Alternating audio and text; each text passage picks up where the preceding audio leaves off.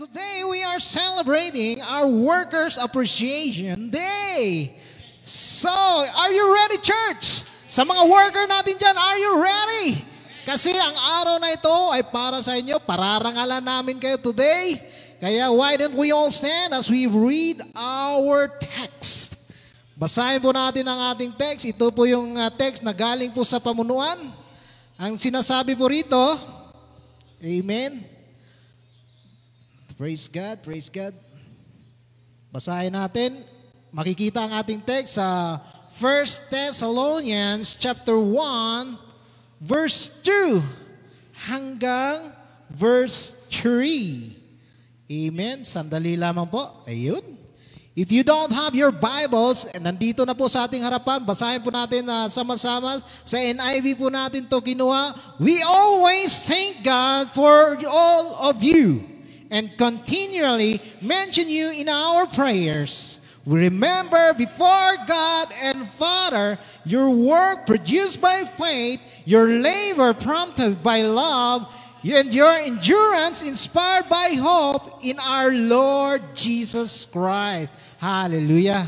Let's all bow down our heads in prayer. Hallelujah, Father God. We thank you, Lord, for this wonderful verse, O Lord God, na siyang aming paggugulay-gulayan this morning. Lord, I pray, Father God, that you will speak to us through your word, Father. Lord, reveal us today kung ano man yung gusto mong ipahayag sa bawat isa, O Lord, ng mga gagawa ng iglesyang ito, Lord God. Hindi lamang sa sector na ito, Lord, kundi sa mga nanunood din sa online, Father God. Maaaring sila ay worker ng church, Father God, para malaman namin, Panginoon, bakit ba kami nagpapagal dyan sa gawain ng Diyos. Hallelujah. Lord, use me today as your mouthpiece, Father God, that Lord, you will reveal kung ano man yung mga revelation mo, Panginoon, yung mga verse, O Lord God, na ihahayag, na ikaw lamang, Panginoon Diyos, ang may ihahayag, may tataas sa aming kalagitnaan today, Father. Speak to us, Father, through your word. Bless the preaching of your word this morning, O Lord. And Lord, I pray that, Lord, ibaba mo yung Holy Spirit upang, Lord, bigyan kami ng wisdom, ng knowledge, ng understanding, para madali nawing maintindihan, Panginoon Diyos, ang mensaheng iyong pinaparating sa bawat isa. This is my prayer, my hope, O Lord God. Speak to us right now. In the name of Jesus Christ, I pray. Amen, amen, amen. Let's all sit down. Hallelujah. Praise God. Sa mga late tuners, gaya ng sinabi ko, today is our Workers' Appreciation Day. Hindi na po siya month kasi tapos na po siya. Last February 25, wala tayong time, kaya today we are going to celebrate it. So, good morning, good morning, good morning sa ating mga church workers. Kahit na hindi ka church workers, if you are planning to join the church activities, if you have your talent, your time, yun na naman ang importante, talent, your time. Kung meron kang treasure, pwede rin para sa ikakalago ng gawain. So, I would like to share to you that what are the characteristics or the traits they have? Yung mga workers ng ating church, ano bang meron sa kanila? Bakit hindi sila napapagod? Amen? Kung bakit sila nagiging effective as a church worker. Kaya ang title ng ating message for today, let's read it together. The effective church workers. Hallelujah. So ano ba ang mga katangian ng ating mga church workers? Bakit sila epektibo? Bakit sila hindi nagsasawa na magpapagamit ng kanilang mga, gaya nga ng sinabi ko kanina, ng kanilang time, ng kanilang talent. Kahit na pagod na sila galing sa work, kakabuhat ng mga kotse, ng mga pintuan dyan, mabigat. Ngunit yung gitara ay magaan pa rin sa kanila. Hindi nagdadabog habang binubuhat yung microphone na nagpapaawit. Di ba? Bakit? Pagod na yan sila mga kapatid. Hindi lang sila bilad sa araw. Gaya ng iba, hindi lang bilad sa araw, nagbubuhat ng mabibigat na pinto. Pero nandyan pa rin sila. Pag sinasabing Thursday night, huhugas ng plato o Friday morning, maghuhugas ng plato, hindi na sila magtutulakan. You know, kukusan na yan. Amen, kukusan na yan. Kaya hindi mo inutusan yan, magwawalis na yan. Kaya tingnan natin mamaya kung meron bang magwawalis dito Hindi na sinuutusan. Amen. Hindi yung pagkatapos ng church pagkatapos kumain, hawak agad, cellphone Tama ba? pagkatapos ng kumain dyan, iligpit mo na yung kinain mo. Pagkatapos mo magkape dyan, walang tagasunod eh. Iligpit mo na yung ininuman mo ng kape dyan. Mukhang may nakarelate. Tumawa si kapatid. Hallelujah. Kaya ito ang ating pag-uusapan mga kapatid. The effective church worker. Ano bang meron sa kanila? Why are they so effective? Amen? So number 1, hindi na natin patatagalin the work of faith. Amen? Doon sa binasa natin kanina sa 1 Thessalonians chapter 1 verse 3, we remember before our God and Father your work. Ano sinasabi? Your work produced by faith. Hallelujah! So dyan na muna tayo. Your work produced by faith. Amen? Because si Paul, he is commending them here sa mga ginagawa nila. Kumbaga, nagbibigay si Paul ng pasasalamat sa mga worker ng church. Sa binasa natin kanina, di ba? Anong sabi doon sa verse 2? We always thank God for all of you. And we continually mention you in our prayer. Akala nyo lang, hindi kayo minimension ni Coach Rich sa kanyang panalangin. Pinapanalangin namin kayo mga kapatid. Amen? Pinapanalangin namin kayo na hindi kayo mag-give up ng inyong faith. Gaya ng sinabi dyan, your work produced by faith. Amen? So anong ibig sabihin yan? Ang sabi rito sa ating binasa, if I have true faith, sabi ni Paul, if I have true faith, my faith will be manifested in my work. Tama ba? Kasi kung may pananalig, may paniniwala ka sa ating Panginoon Diyos, dapat ipakita mo yung gawa mo. Hindi yung sinasabi na, may faith ka nga, wala ka namang gawa. Amen? Ang sabi rito, my works also are not my endeavor to obtain favor from God. Amen? Because sometimes we think na, magtrabaho ako, para sa tingin ko, pag ginagawa ko yun, mas lalo kaming nagiging close ni Lord. Mayroon tayong mga thinking na gano'n eh. Tama ba? Kaya dapat, hindi pala gano'n. Hindi pala gano'n. Kasi, ang sabi rito, or to develop a righteous standing before God, na sabi mo, mas nagiging banal ako pag ginagawa ko to. Tama ba? Meron tayong mga ganong thinking. Amen? But they are an expression of my appreciation. Dapat pala, yun ay expression mo, your appreciation for all the goodness of God has bestowed upon you. Kumbaga yung overflowing kung anong ginawa ng Panginoong Diyos sa iyong buhay, ay pinapakita mo rin through your work. Hindi mo iniisip na gagawin ko so kasi may kapalit. Ganun palagi eh. Gagawin ko to kasi may kapalit. Amen? Gagawin ko so kasi malay mo, sisikat ako sa online na church na to. Sabihin nila, sino ba yung magaling umawit doon? Mukhang lalaki yun. Bumibirit eh. Birit king eh. Kaya gagawin ko to dahil sisikat ako rito. Hindi. Dapat my works are a natural response to the grace of God. Dapat natural mo yan na hindi na sinasabi na nakikita sa buhay mo, grabe tong faith ni Brother Roger. Believe ako kapatid. Grabe yung faith ni Brother Alex Asibron. Grabe. Nagpa-pizza kagabi. Grabe. Tapos ngayong umaga nagpa-baskins na naman. Grabe. Grabe yung work niya. Pagod na siya doon. Kakabuhat ng pinto. Ngunit hindi niya pinagkaramot yung blessing na tanggap niya. Nagpa-pizza kagad. May pa bonus pa. May pa ice cream pa. Kaya praise God, ang sarap ng kainan ng mga workers natin today. Hallelujah! Di pa nakaka-bless? Di pa ka na-bless nun mga? But ako nabibless ako ganun. Yung alam mo parang walang-wala ka na, pero inuuna mo pa rin si Lord. Hallelujah! The very declaration that Jesus is the Lord of my life implies my submission to His will. By obeying His command. Na sinusunod natin yung command natin, Panginoon, na hindi na sinasabi na, Brad, gawin mo to, Brad, gawin mo yan. Kasi nakikita sa faith mo eh. Pag mataas yung level ng faith mo, kita na kaagad eh. Pero merong warning. Kakasimula pa lang, warning na kaagad. Nag-warning na kaagad sa atin si James. Sabi ni James sa James chapter 2 verse 17 hanggang 18, so also, eto, mag-ingat tayo mga kapatid. So also faith by itself, it does not have work, is dead. Woo! Patay na yung pananalig mo kapatid pag wala kang gawa. Pero hindi na rin natin maiwasan, marami pa rin mga pilosopo sa mundo. ang sabi nila, but someone will say, you have faith. Meron ka ngang faith. Ako, meron akong works. Sabi ng isa, show me your faith apart from your work. And I will show you my faith by my works.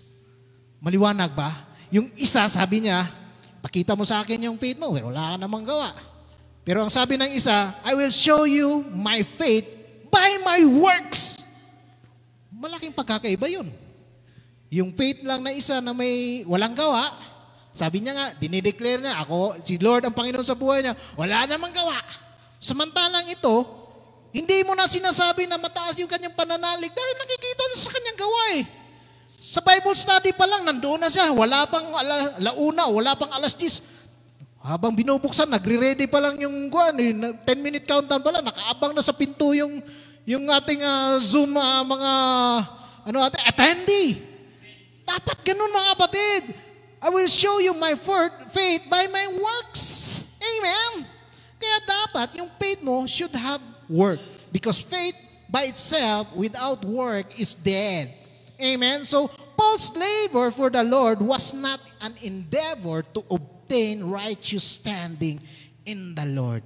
Yun dapat, parang sa atin din, yung trabaho na ginagawa natin para sa Panginoon, ay hindi ibig sabihin na humihingi tayo ng pabor sa Panginoon, but it is the overflowing. Amen. It was His response to the grace of God that was bestowed upon Him. Kasi kung wala yung habag ng Panginoon, maraming worker ang napapagod. Tama ba? Maraming worker ang napapagod. They lose their faith. Because, yun nga, napagod. Walang work. Wala. Patay. Merong Bible study, ayaw pumunta. Merong prayer meeting, ayaw pumunta. Di ba? Tama ba? So, are we there? Kung tama ka, if you agree, type mo dyan, amen. Madali lamang to. 3 lamang yung pag-uusapan natin, the characteristics of an effective church worker. Number 2, ang sabi roon sa ating binasa kanina, yung pangalawang trace niya, yung tinatawag nating labor of love. Hallelujah. Kakatapos lamang po ng ating love month. Kaya nakaka-relate tayo nito.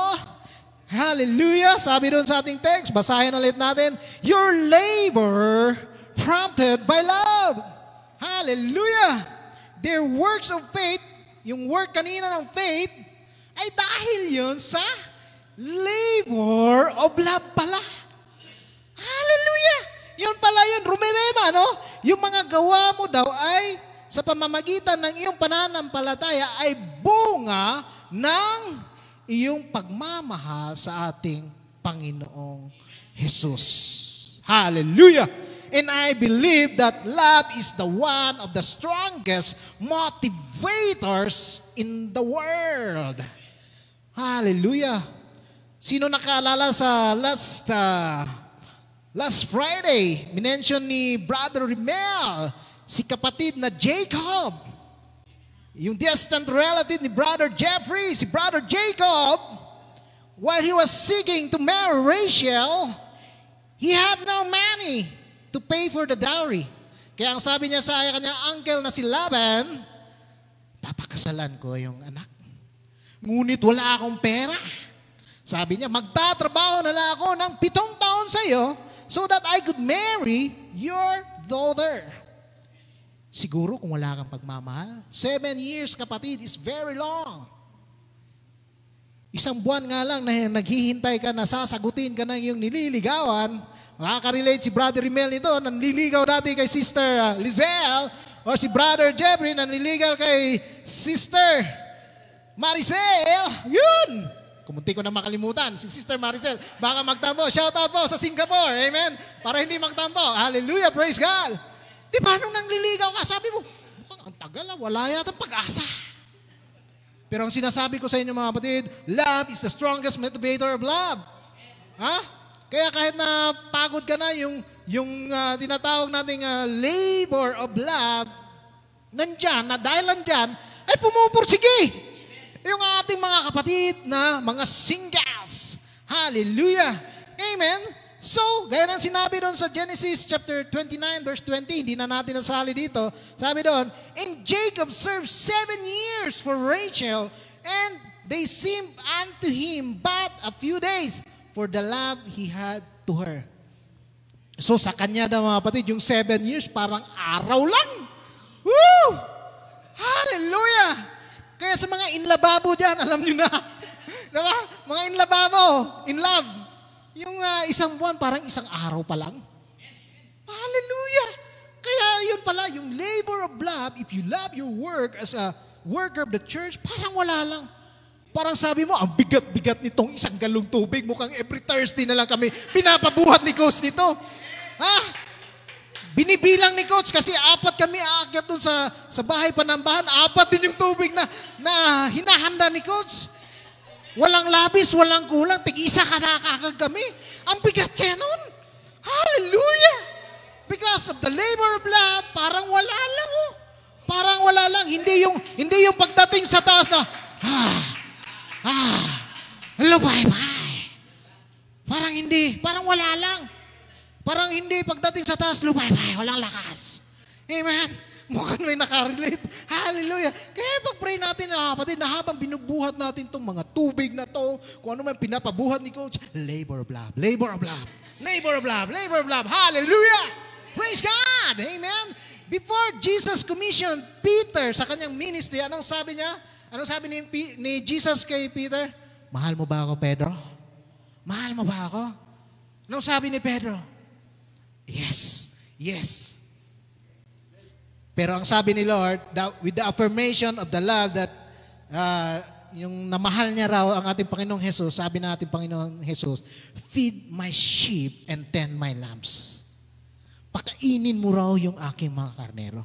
If you really love the Lord, parang ito, yung labor of love natin, hindi lamang dito sa church na to, hindi lamang dito sa loob ng ating iglesia, dapat, feed my sheep. Maghayo tayo mga kapatid.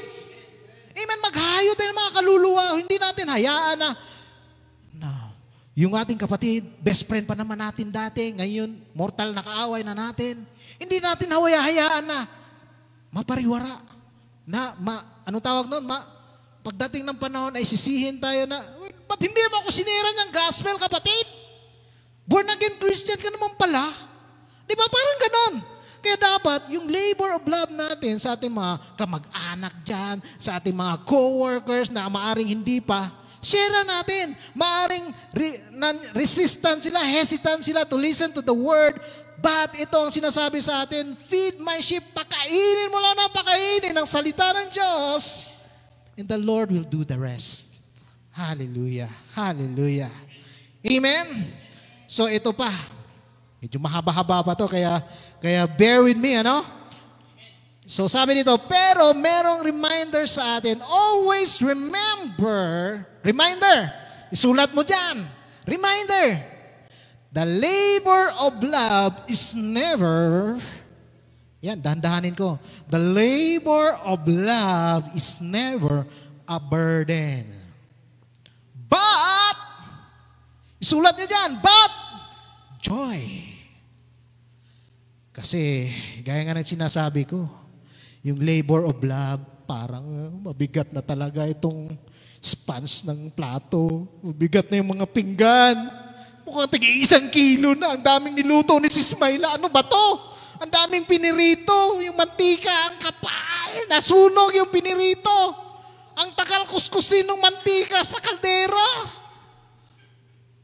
Kaya dapat alalahanin natin, yung labor of love mo should not be a burden. Na hindi dapat you should have that joy. Yung galak hindi nawawala. Tama ba? Dapat tandaan mo na you are doing this for the Lord.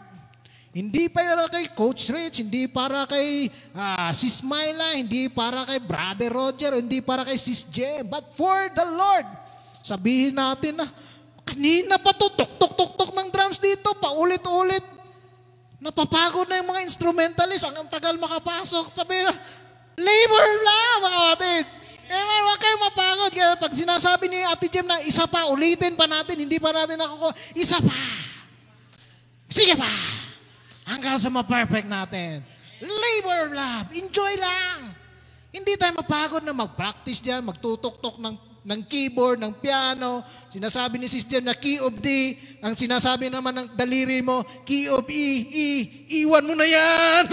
Hindi. Hindi. Kaya Kaya sinasabi na Key of D, sundin natin yung Key of D. Labor of love. Hallelujah. Hallelujah. And, eto na. Mabilis lang. Sabi ko sa inyo, medyo madali lang to.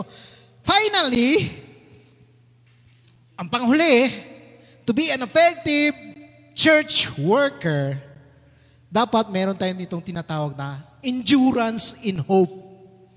Or sa ating text na binasa kanina, ang sinasabi doon, and your endurance inspired by hope. By hope. Hope na ibig sabihin niya, gives us the sustaining power. Para hindi ka mapagod, kapatid, dapat, ano bang hope sa Tagalog? Sino bang mga Tagalog dyan? Kapatid na, yon, tanungin ko pa nga sana si Brother Chris sinagot nyo na kasi siya yung Tagalog Yan! Pag-asa! Hallelujah! Kasi dapat interactive tayo dito. Pag may natutulog dyan, may mention yung pangalan. Hallelujah! Kaya biglang nagising lahat. Hallelujah! Kaya dapat, yung endurance natin, may kasamang pag-asa. Kasi daw yung pag-asa mo, nagbibigay sa iyo ng kalakasan. But, ito na naman, it is sad to say that when a person gives up a hope when they enter into their despair, merong mga kapatiran na nag-give up ng kanilang ng hope. Kasi sabi nila, mukhang wala naman. Ang tagal ko nang nagpapagal sa iglesyang yun. 6 pa rin kami, 7 pa rin. Mukhang wala namang nangyayari. Kaya sabi ng iba, titigil na lang ako. Kaya yun ang nakakalungkot, di ba? It's a sad day when a person gives up hope. Nung pagpasok ng mga first timers, unang araw, galak na galak. Nung pagsabi niya, mukhang pabalik-balik lang muna dito. Wala namang mga sisterette doon Walang sisterette. Puro lang mga lalaki, puro lang mga kalabaw nandun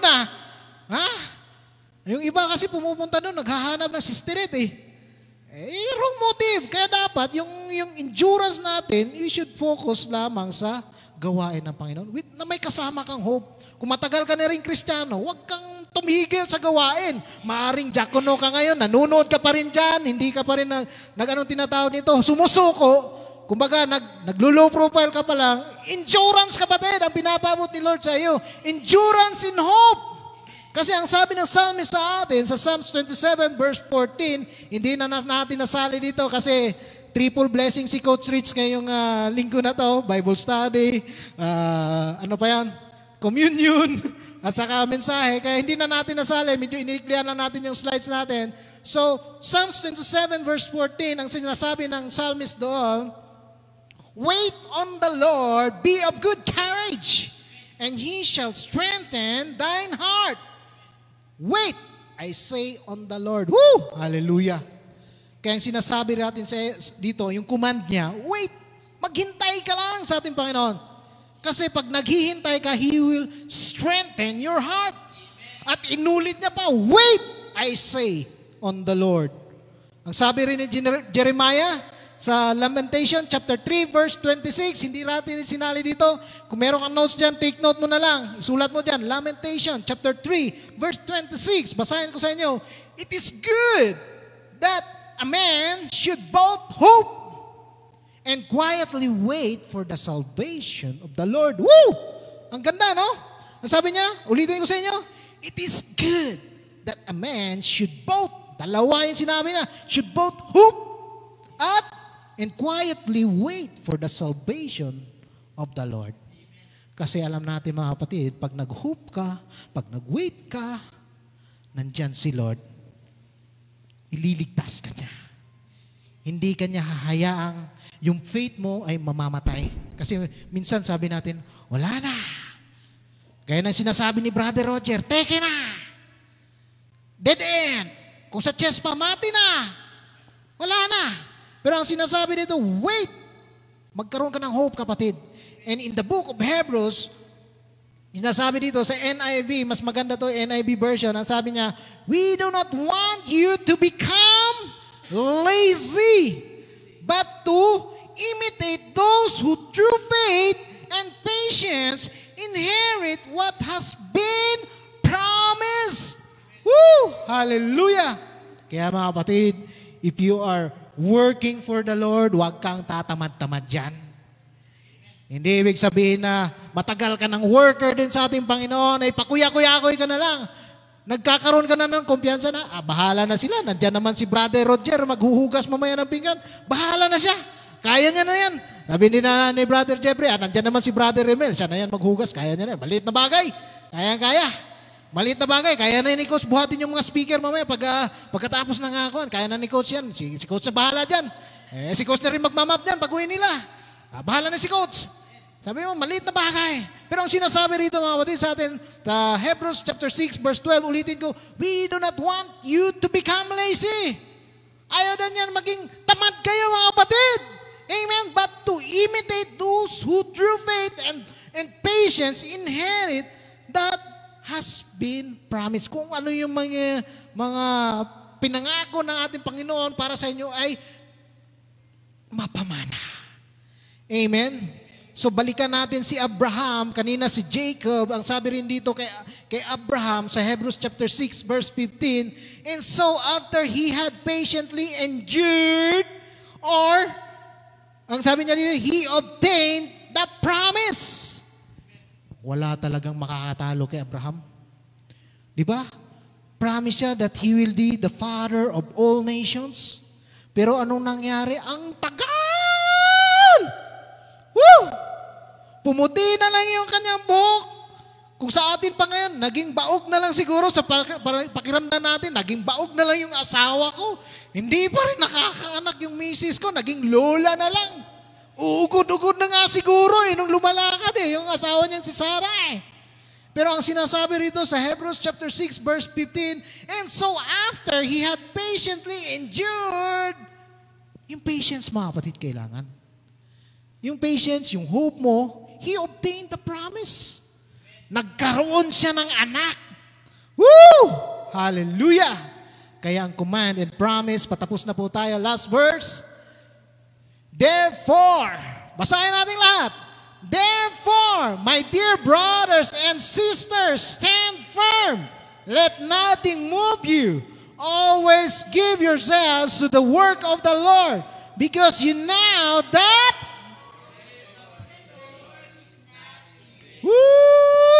palakpakan natin buhay ng Panginoon. Hallelujah!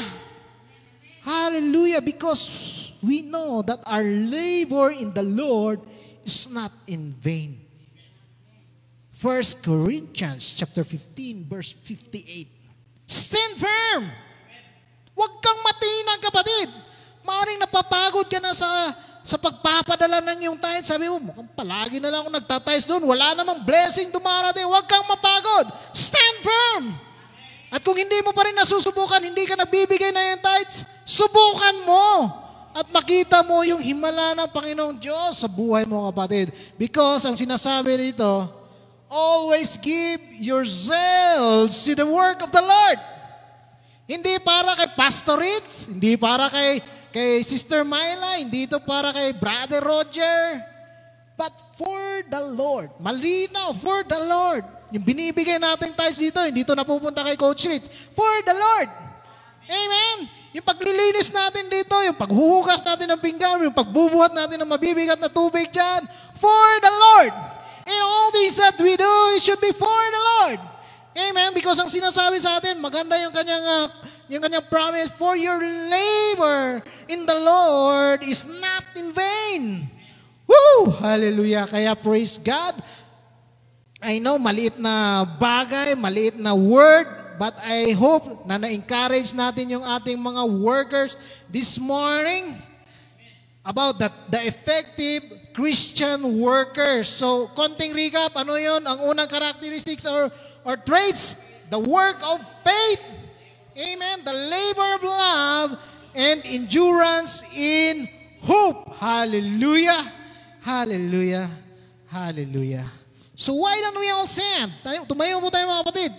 Pag-pray po natin yung ating mga workers bago natin ibibigay yung ating mga token of appreciation sa kanila. Amen. Tumayo tayo. Hallelujah. Praise God. Praise God. Amen. Hallelujah, Lord. We thank you, Father God, for this wonderful day, O Lord. for remembering our workers. We know, Father, we are celebrating this only once in a year, but we are grateful, O Lord God, sa kanilang buhay. We do not only remember them during this month of February, but Lord, gaya nga sinabi kanina sa ating verse 2, we always remember them and we always pray for them, O Lord God, that Lord, yung kanilang labor will not be in vain. That Lord, they are always included in our prayers, na hindi sila mapapagod, Panginoon Diyos, sa kanilang pagpapagamit ng kanilang mga talento, ng kanilang mga lakas, ng kanilang boses, ng kanilang mga treasures for the glorification of your kingdom. Not only here in our place, kung saan mo kami tinawag, Panginoon, sa sektor na ito, but also, Lord God, kung saan mang lupalop ng mundo na ginagamit mo kami as your workers, as your ambassadors in Christ, to win souls and make disciples. Hallelujah. To expand the work of your church in this world. Hallelujah. That Jesus Christ will be lifted up in all nations. Hallelujah. Hallelujah. Kaya Lord God, maraming salamat ulit, Panginoon Diyos, sa mga kapatiran na walang sawang nagpapagamit ng kanilang mga panahon, O Lord God, ng kanilang lakas. We thank you, Lord God, for their dedication, for their love, O Lord God, their labor of love, hallelujah, Father God, for their work of faith, hallelujah, for their endurance in hope, O Lord, na nandyan palagi, Panginoon, na hindi na nawawala, Panginoon, bagkus, O Lord God, ay umi-increase pa, Panginoon, yung kanilang pagmamahal sa iyo, na hindi pa sinasabi, O Lord God, ay gumagawa na sila ng paraan, Panginoon, paano mapaganda yung gawain sa lugaring ito. Hallelujah. Kay Lord, maraming salamat ulit, Panginoon Diyos, for using me today to exhort, O Lord God, your word through your people. I pray, Father, that Lord, selyuhan mo yung salita, Panginoon, na hindi ito manakaw, Panginoon Diyos, ng kaaway, that Lord, it will be planted deep in our hearts, Father God. Hallelujah. Bless us, Father God, as we bless those people who are around us, O Lord God. We bring you back all the glory, the honor, and the highest praise. In the mighty name of Jesus Christ, we pray. Amen, amen, amen, amen.